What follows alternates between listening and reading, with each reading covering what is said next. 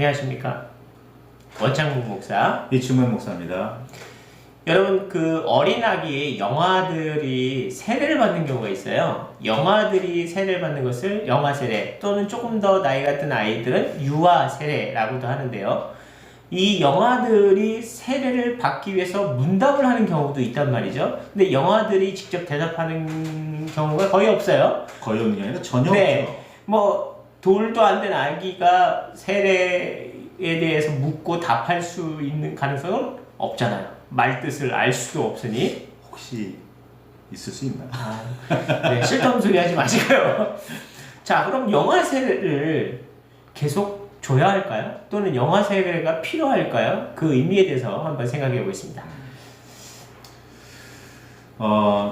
저도 뭐 세례 교육할 때 보면 성인들도 세례 교육에 오시지만 유아나 영아들 위해서 세례 신청을 하고 세례 교육을 오시는 분들이 있어요. 세례가 이런 의미다, 이런 마음가짐으로 세례를 받아야 한다라고 교육할 때 그 교육을 받으시는 분은 영아 자신이 아니라 유아 자신이 아니라 이 영유아의 부모님들이에요.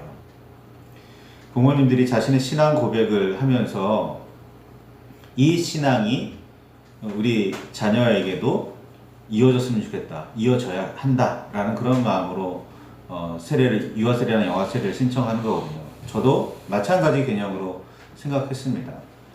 유아 세례나 영아 세례는 그 부모님들을 위한 세례라고, 부모님들에게 하는 교육이라고 그렇게 생각을 합니다.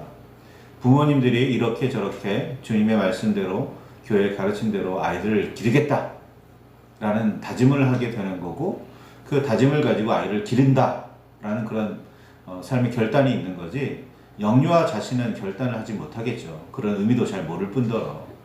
그런데 왜 굳이 어린아이에게 이런 어떻게 보면 강요, 세뇌 이런 것들을 일반적으로 결정을 하느냐라는 건데, 기독교인들한테는, 하나님을 섬기는 사람들한테는 그 무엇보다 중요한 게 하나님을 섬기는 일이에요. 이거는 세상에 무엇과도 바꿀 수 없는 가장 큰 복이라, 축복이라 그렇게 여기고 있거든요. 그러니까 아무것도 스스로 판단할 수 없는, 단어 하나조차 제대로 이해 못하는 영유아라도 부모들이 세상에 다른 건 전부 다 없어져도 이것 하나만큼은 반드시 있어야 된다, 가지고 있어야 된다, 유지해야 된다 라고 생각하는 것이 하나님에 대한 믿음, 그리고 그 믿음을 고백하는 일, 이걸 내가 이 아이가 자랄 때까지, 자라서 스스로 결단할 때까지 교육시키겠다. 이것이 바로 영유아 세례의 본래 의미가 아닐까, 본래 의미입니다. 네, 아닐까가 아니라.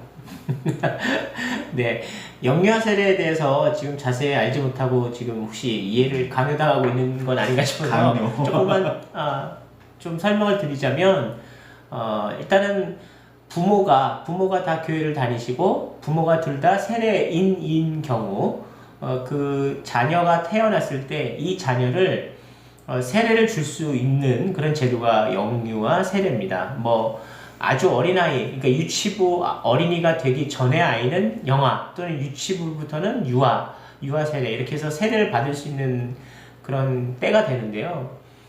굉장히 영유아 세례의 가장 핵심은 영유아가 스스로 판단하고 응답하고 이런 경우가 거의 불가능하기 때문에 부모의 결단과 부모의 신청이 굉장히 필요한 필수 요건입니다. 그래서 부모가 자녀들을 어떻게 키우겠다라는 결단과 다짐의 시간이 되지 않겠나 하는 생각이 들고요. 지금 목사님께서 정리해 주신 것처럼 이 아이를 잘 키우겠다라는 어떤 결심으로도 받아들일 수가 있습니다. 저는 근데 이 영유아 세례에 대해서 사실 두 가지 반대되는 그런 의견들을 들은 적이 있어요. 일단은 하나는 반대의 입장이죠. 영유아 세례가 좋지 않다, 뭐 이런 얘기인데, 이유인즉슨 이제 이렇습니다. 스스로가 종교에 대한 선택의 자유가 있는 입장에서 어렸을 때 의지를 이렇게 표현하지 못하는 상황에서 기독교로서의 어떤 강요를 받는 건 아니냐, 뭐 이런 얘기가 있어요. 자기는 뭐 불교를 가고 싶다, 뭐 굳이 이제 불교라고 얘기하거나 그런 건 아니지만 어쨌든 다른 종교에 귀의하고 싶다. 근데 굳이 기독교에다가 세례까지 받아야 하느냐, 뭐 이제 이런 반대 의견도 들은 바는 있습니다. 그러나 또 긍정적인 부분은 또 하나는 뭐냐면, 우리가 어쨌든 가정에서 기독교 문화를 갖고 있는 상황에서 부모가 다 기독교 교육을 통해서 자녀들을 양육하고 싶다라고 한다면 굉장히 좋은 제도다라는 이야기입니다. 왜냐하면 이 기독교 문화를 접목해서 훌륭한 인재로 키워냈던 대표적인 민족들이 유대인이겠죠. 이 유대인의 그 교육에 대한 유대인이 기독교? 제가 지금 기독교라고 말하기에는 유대인들을 너무 편협하게 만들었네요. 자, 유대인들을 기점으로 유대인들의 자녀 교육, 자녀 양육에 대한 이야기를 좀 접목을 하고 있는 중에 아마 그렇게 표현했습니다. 아무튼 이 유대 교육에 보면 아이들이 말하기 전부터 성경을 읽어줌으로 하여금 아이들에게 성경 공부를 시킨다고 하죠. 아이들이 말도 못하는데 엄마 아빠를 발음하기 전에 이미 성경을 듣고 자라는 아이들이라고 합니다. 그럼 성서적인 문화권 안에서 그들의 사고의 영역들이 이미 성서적으로 많이 확장되어질 수도 있다는 의미입니다.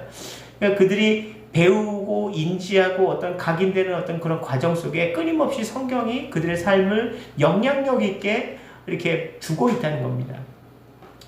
유대인들은 집에서 나갈 때도 문설주에 성구가 써져 있다고 하죠. 나갈 때마다 성구를 읽고 문 바깥을 나선다고 하죠. 물론 또 바깥에서 일 보고 집 안으로 들어올 때도 문설주에 써 있는 성구를 읽고 들어온다고 하더라고요.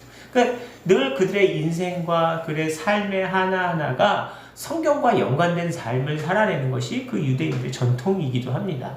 이러한 그들의 그 배움의 또 양육의 어떤 태도, 그런 자세를 통해서 그들은 성서적으로 살아내기를 애썼던 민족이에요. 그와 마찬가지로 우리가 교회 문화에서 살아가는 우리가 성도이잖아요. 그러면 우리가 성서적으로 우리가 삶을 살아내기 위해서 매 순간, 매 시간, 매 하루하루의 삶 동안 우리가 성경을 곱씹고 성경을 통해서 살아내고 성경으로 우리의 삶을 좀 이렇게 해석해내고 삶을 성경적으로 살아내기 위해서 애쓰는 마음, 그렇다면 적어도 부모들이 성서적이어야 하지 않습니까? 그러니 자녀들에게도 성경적으로 양육하길 원한다면 우리가 정말로 자녀가 어리더라도 아직 사상의, 사고의 어떤 틀이 정립되지 않은 아주 어린 영아 때부터 좀 나쁜 표현인가요? 주입식 교육인가요? 어쨌든 이 아이에게 성서적인 어떤 삶의 자세, 그 사고의 고찰 또는 이 그 통찰력의 범위를 넓히기 위한 성서적인 틀을 좀 이렇게 좀 각인시켜주는 그런 방법이 아닐까 생각이 듭니다. 이거 약간 좀 논리 비약이라고 생각하실 수도 있어 보이는데요. 이렇게 좀 말을 바꿔볼까요?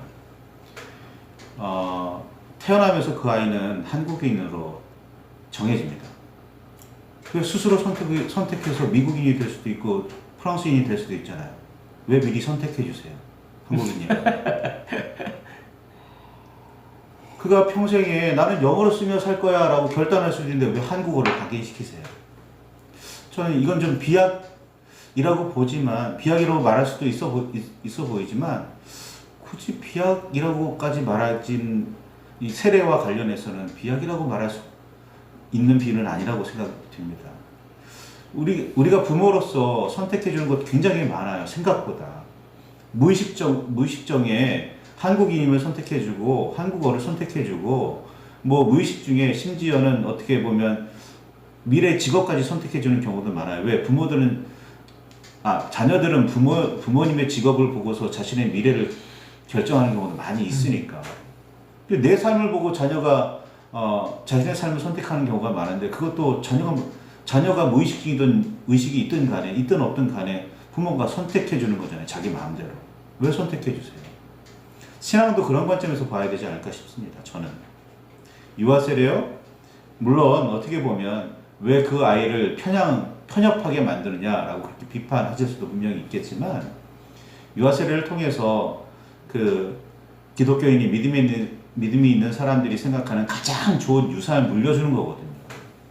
그 무엇과도 비교할 수 없는 가장 가치 있고 가장 중요한 소중한 유산입니다. 그게 믿음이에요. 그러니까 부모님이 그 믿음으로 고백하고 믿음으로 자녀를 양육하겠다고 결단하는 겁니다. 자녀 대신에. 대신 자녀들은 나중에 입교라는 그 과정을 통해서 자신의 믿음을 결단하면서 고백을 해요. 그러면서 입교를 하는 겁니다. 그게 물론 성인이 되는 과정 안에 포함되어 있고, 오늘날에는 그 입교의 그 세례도 마찬가지지만 입교도 좀 형식적으로 넘어가는 그런 지나쳐가는 그런 경향이 좀 있어서 아쉽기는 한데, 그런 의미에서 세례도 그 입교도 더 의미를 분명하게 할 필요가 있다고 보여집니다. 네, 뭐 깜짝 놀랐습니다. 아주 강력하게 얘기하셔서 제가 옆에 있다가 깜짝 놀랐는데, 어쨌든 믿음 확신 때문에 좀 더 강렬하게 말씀을 하셨는데요. 결국 우리가 믿음의 유산 자녀들한테 주고 싶잖아요.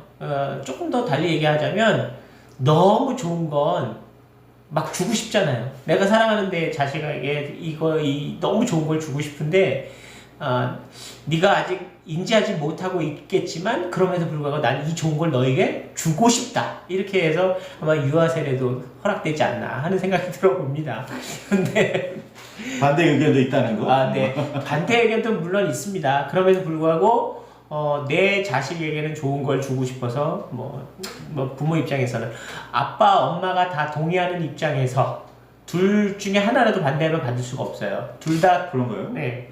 그렇지 않은 경우도 두 분 중에 한 분만 이어도 주는 경우 봤는데. 이게 또 주시는 담임 목사님의 그 의견에 따라서 좀 다르기도 한가 보네요. 두 분 다 교회를 다니셔야 되는데 뭐 이런 조건들이 여러 가지 좀 있긴 하지만 조금씩 조율은 될 수 있겠죠. 어쨌든 중요한 건 부모의 의지에 따라서 자녀의 세례가 결정되어진다는 것 자체가 좀 불합리해 보일 수도 있겠지만, 그러나 그 안에서 담겨진 믿음의 유산이라는 의미에서 볼 때 유아 세례는 참 의미 있고 좋은 세례다. 나중에 그 아이가 자라서 뭐 입교식을 통해서 또 다시 결단할 수 있는 시간이 있으니까요. 재고할 수 있으니까, 확인할 수 있으니까. 네. 자, 정리하겠습니다. 급하게. 네. 유아 세례, 영아 세례. 인지하지도 못하고 각인하지도 못하는 이 유아 세례, 이 아이가 뭘 알겠어? 라고 생각할 수도 있겠지만, 이 유아 세례 또는 영아 세례를 주고 싶은 부모의 마음과 또 이 좋은 믿음을 유산으로 남겨오고 싶은 부모의 믿음의 결단, 그런 고백을 통해서 이 자녀들, 후손들이 믿음으로 잘 양육되고 성장할 수 있도록 결단하고 다짐하고 그렇게 양육하겠습니다 라는 고백의 시간이 되는 이 유아 세례는 참 귀한 시간이다. 이렇게 정리하겠습니다. 고맙습니다.